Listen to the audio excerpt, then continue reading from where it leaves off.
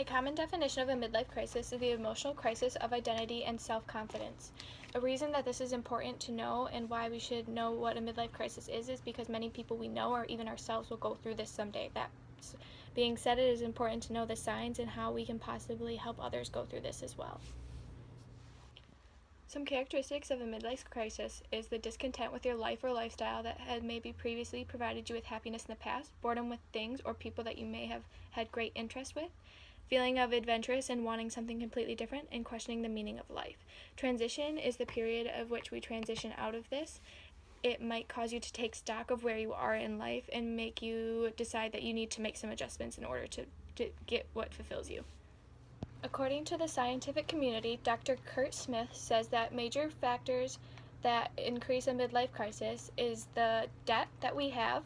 Maybe we lost a significant other recently, such as your wife or possible child. Past depression. If you have a past depression history, you're more likely to have a midlife crisis.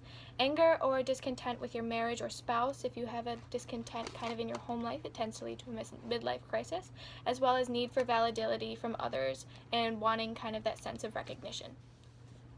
The media tends to make a more generalization of a midlife crisis, and they tend to associate it with men buying cars or women getting Botox, and they often relate it to more of the physical appearance of a male or female and how they currently feel about their jobs and where they are in life, rather than possible factors that could affect them.